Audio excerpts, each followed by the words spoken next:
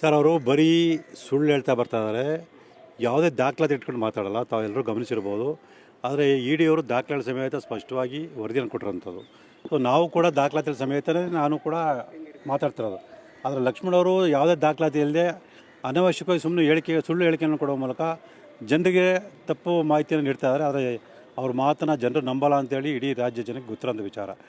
ಅವರು ಆ ಸುಳ್ಳು ಆರೋಪಗಳು ಮಾಡೋದ್ರಿಂದ ನಮ್ಮ ಹೋರಾಟಕ್ಕೆ ಯಾವುದೇ ರೀತಿ ಧಕ್ಕೆ ಆಗಲ್ಲ. ನಮ್ಮ ಹೋರಾಟ ಮುಂದುವರಿಯುತ್ತೆ. ಅವರು ವರದಿನ 104 ಪುಟಗಳು ವರದಿಯಲ್ಲಿ ಸ್ಪಷ್ಟವಾಗಿ ದಾಖಲೆಗಳು ಯಾವ್ಯಾವ ದಾಖಲೆಗಳು ಏನಾದ್ರು ಸ್ಪಷ್ಟವಾಗಿ ಹೇಳಿದ್ದಾರೆ. ಅದು ಅವ್ರಿಗೆ ಅರ್ಥ ಆಗದೆ ಇದ್ದರೆ ನಾವೇನು ಮಾಡೋಕ್ಕಾಗಲ್ಲ. ಲಕ್ಷ್ಮಣರ ಸಾಮಾನ್ಯ ಜ್ಞಾನ ಇಲ್ಲ ಅಂತೇಳಿ ನಾನು ಇವತ್ತು ಗಮನಿಸಿದ್ದೀವಿ. ಒಂದು ಚೆಕ್ ಬೌನ್ಸ್ ಕೇಸಲ್ಲಿ ತೀರ್ಪು ಕೊಟ್ಟಿದ ತಕ್ಷಣ ನಾನು ಅರೆಸ್ಟ್ ಮಾಡಬೇಕು ಪೊಲೀಸರು ಅಂತ ಹೇಳ್ತಾರೆ. ಅವ್ರಿಗೆ ಧರಣಿ ಮಾಡ್ತೀನಿ ಅಂತ ಹೇಳ್ತಾರೆ. ಅಂದರೆ ಅವ್ರು ಎಂಥ ಮೂರ್ಖರು ಅಂತ ಇಲ್ಲಿ ಸ್ಪಷ್ಟ ಆಗ್ತದೆ.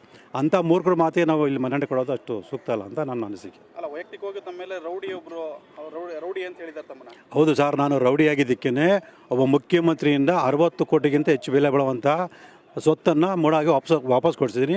ಅದೇ ರೀತಿ 106 ಕೋಟಿ ಬೆಲೆ ಬಾಳುವಂಥ ಆಸ್ತಿಯನ್ನು ವಾಪಸ್ ಕೊಡಿಸ್ತಾ ಇದ್ದೀನಿ. ಆದರೆ ಈ ಮನುಷ್ಯ ಸಮಾಜ ಸೇವಕ, ದೇಶೋದ್ಧಾರಕ ಅಂತ ಹೇಳ್ತಾರಲ್ಲ, ಈ ಥರ ಒಂದೇ ಒಂದು ರೂಪಾಯಿ ಸರ್ಕಾರಕ್ಕೆ ಕೊಡಿಸಿರೋದು ಒಂದೇ ಒಂದು ದಾಖಲೆ ತೋರಿಸ್ಕೊಳ್ಳಿ ಸರ್. ಒಂದೇ ಒಂದು ರೂಪಾಯಿ, ನಾನು ಜಾಸ್ತಿ ಬೇಡ, ₹1 ಸರ್ಕಾರಕ್ಕೆ ಏನಾರು ಅವರು ಇದಾಗೋಂಥದ್ದು ಅಥವಾ ಯಾರು ಒಬ್ಬರು ಅನ್ಯಾಯ ಕೊಡೋಂಥವ್ರಿಗೆ ನ್ಯಾಯ ಕೊಡಿಸೋದು ಒಂದೇ ಉದಾಹರಣೆ ಕೊಟ್ಕೊಳ್ಳಿ. ಅವ್ರಿಗೆ ಏನು ಸುಮ್ಮನೆ ಬರೀ ಮಾತಾಡ್ತಾರೆ. ಅವರೊಂಥರ ಸುಮ್ಮನೆ ಅದ್ರ ಬಗ್ಗೆ ಮಾತಾಡೋದು ಸರಿಯಿಲ್ಲ ಅಂತ ಅನ್ಸುತ್ತೆ. ಕಾನೂನು ಹೋರಾಟ ಮಾಡೋದು ಬಿಟ್ಟು ತಮ್ಮನ್ನು ಟಾರ್ಗೆಟ್ ಮಾಡ್ತಾ ಇದ್ದಾರೆ ಅನ್ನೋ. ಹೌದು ಸರ್, ನಾನು ಅದು ಹೇಳ್ತೀನಿ ಸರ್. ಯಾವುದು ಬೇಡ ಸರ್. ನಾನೀಗ ಮೊನ್ನೆ ಸೋಮವಾರ ಒಂದೇ ಒಂದು ದಾಖಲೆ ಇಟ್ಕೊಂಡು ಕೇಳಿದೆ.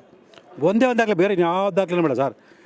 ಏನು 2015 ಇಸ್ವಿಲಿ ಅಧಿಸೂಚನೆ ಆಗಿದೆ. ಅಧಿಸೂಚನೆ ಪ್ರಕಾರ ನಿವೇಶನ ಹಂಚಿಕೆ ಮಾಡ್ತಾರೆ ಅಂತ ಹೇಳಿದ್ರೆ ಆ ಅಧಿಸೂಚನೆ ದಾಖಲೆನಾಗ ಎದುರುಗಡೆ ಇಟ್ಕೊಂಡ್ಬಿಟ್ಟು ಆ ಅಧಿಸೂಚನೆ ಯಾವ ಸಾಲಿನಲ್ಲಿ 50 ನಿವೇಶನ ಕೊಡಬೇಕು ಅಂದರೆ ಉಲ್ಲೇಖ ಇದೆ ಅಂತ ತೋರಿಸ್ಕೊಳ್ಳಿ ಸರ್. ಬಾಕಿ ಏನು ಬೇಡ.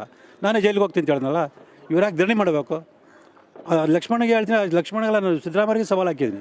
ಆ ಒಂದು ದಾಖಲೆಯಲ್ಲಿ 50 ನಿವೇಶನ ಕೊಡಬೇಕು ಅಂತ ತೋರಿಸ್ಬಿಟ್ರೆ ನಾನು ನನ್ನ ಹೋರಾಟವನ್ನು ನಿಲ್ಲಿಸ್ತೀನಿ, ನಾನು ಜೈಲಿಗೆ ಹೋಗಿ ಕೂತ್ಕೊಂಡ್ಬಿಡ್ತೀನಿ ಅಂತ ಹೇಳಿದ್ರು ಕೂಡ ಇವರು ಆ ದಾಖಲೆ ತೋರಿಸ್ತಾರೆ. ಸುಮ್ಮನೆ ಅನಾವಶ್ಯಕವಾಗಿ ಸುಳ್ಳು ಹೇಳೋಂಥದ್ದು ಮಾಡಬಾರ್ದು.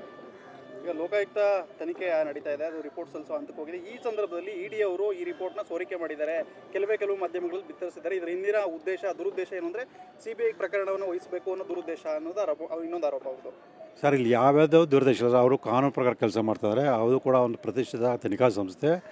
ಹೌದಾ? ಹಾಗಾಗಿ ಅವರು ಕಾನೂನು ಪ್ರಕಾರನೇ ಅದು ಎಲ್ಲ ಯಾವ್ಯಾವ ನಿಯಮದ ಪ್ರಕಾರ ಅಂದರೆ ಸ್ಪಷ್ಟವಾಗಿ ಉಲ್ಲೇಖ ಮಾಡಿದ್ದಾರೆ. ಇವ್ರಿಗೆ ಅದೇ ಹೇಳಿದ್ನಲ್ಲ, ಅವ್ರಿಗೆ ಸಾಮಾನ್ಯ ಜ್ಞಾನ ಇಲ್ಲ, ಇನ್ನು ಕಾನೂನು ಬಗ್ಗೆ ಅವ್ರಿಗೇನು ತಿಳುವಳಿಕೆ ಇದೆ. ಹಾಗಾಗಿ ಅವ್ರ ಮಾತುಗಳನ್ನ ನಾವು ಮನ್ನಣೆ ಕೊಡೋದು ಸುಮ್ಮನೆ ನಮ್ಮ ಸಮಯ ವ್ಯರ್ಥ ಮಾಡಿದಾಗೆ.